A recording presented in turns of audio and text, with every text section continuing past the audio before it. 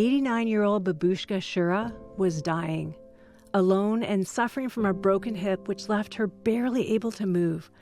She lies listening to the sounds of war just outside her bedroom window in the city of Kupiansk. Kupiansk is in eastern Ukraine and lies only 50 kilometers from the Russian border. The city was under the rule of Russians for more than half a year at the beginning of the war. My house was on the edge, on the Kharkiv side, and there was a forest in the garden. The forest was small.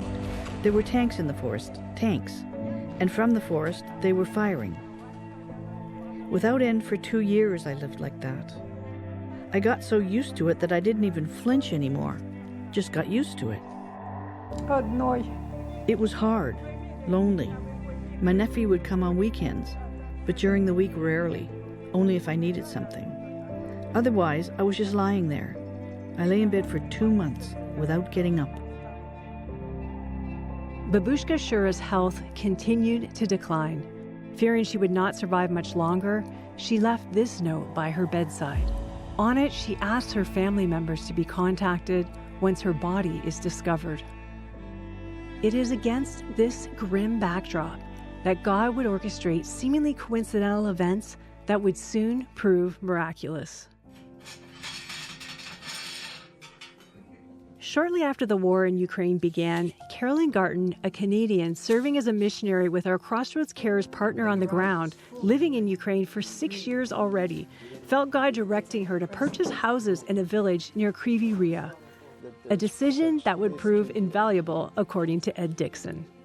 She started to buy these houses, and I would ask, why are you buying these houses? She said, I believe that God wants me to build these houses so that people who've been abandoned, seniors who've been abandoned, people who have lost their homes because of the war, that they would have a place to go.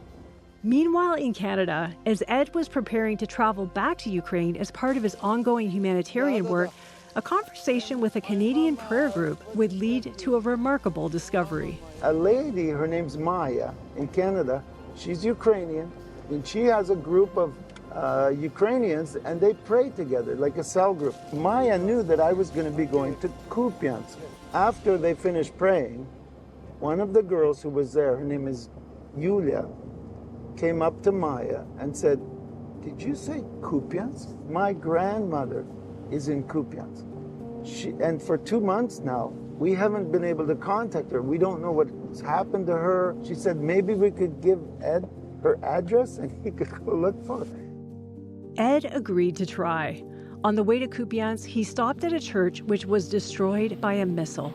The pastor was killed, but God miraculously saved the pastor's wife, daughter, and 2 deacons who were at the church when the missile struck.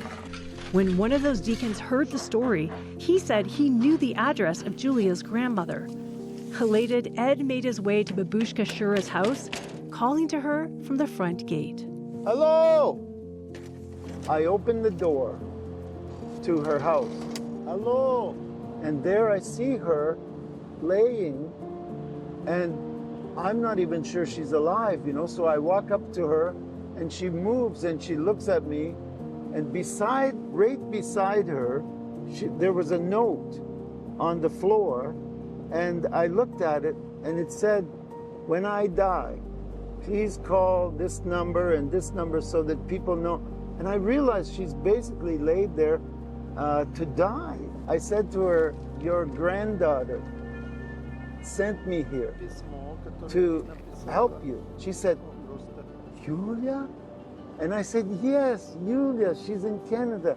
And she said, I know 2 prayers. I know the Lord's Prayer, and I know one other prayer. And it was something like, kind of like, God help me.